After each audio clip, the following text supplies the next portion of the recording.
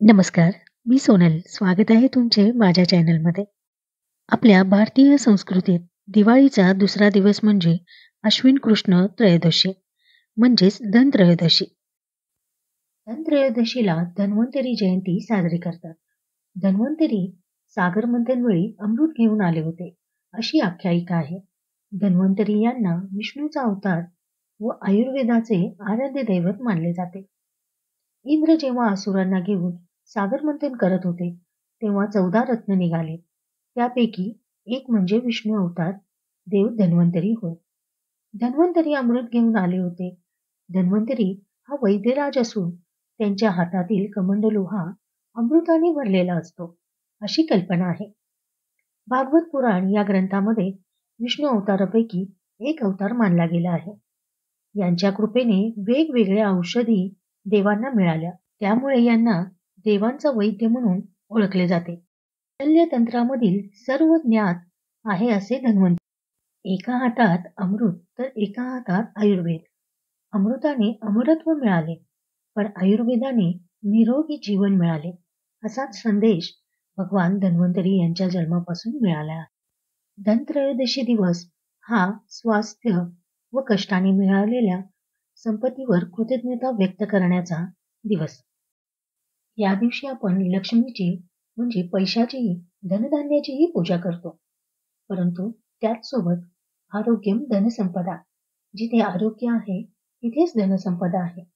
त्यासाठी आपण ज्या आयुर्वेदातील महत्वाच्या गोष्टी आहेत त्यांची या दिवशी पूजा केली जाते. दिवशी धने, जिरे, ओवा, लवंग, दालचिनी, वेलदोडे, साखर, गूळ या सर्व मसाल्यांच्या पदार्थांची पूजा केली जाते.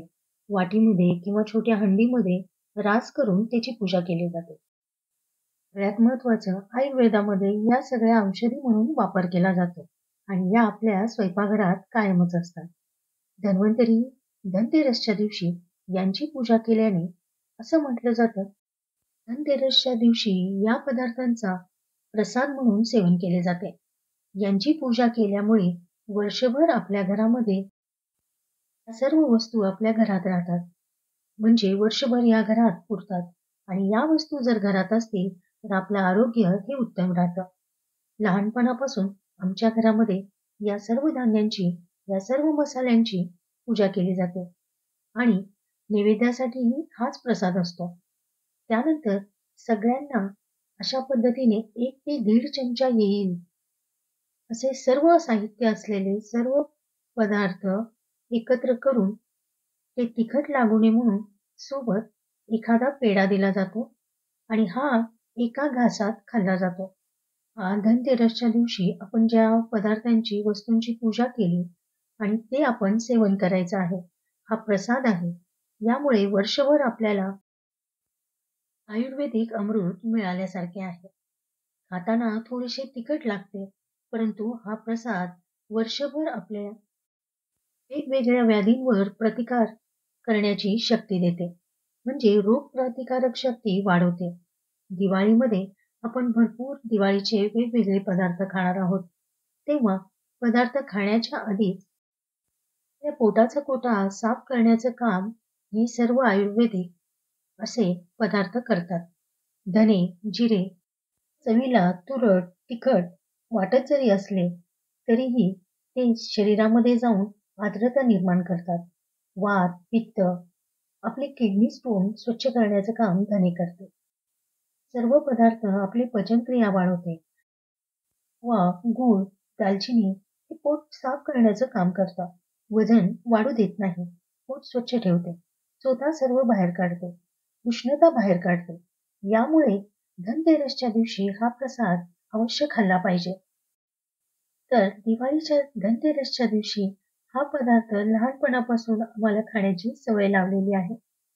हे तिखट लागतात यासाठी सोबत पेढा दिला जातो, परंतु हा जो प्रसाद आहे तो एका घासात एकदाच आपल्याला खायचा आहे. त्यानंतर आपण सोबत पेढा घेऊ शकतो.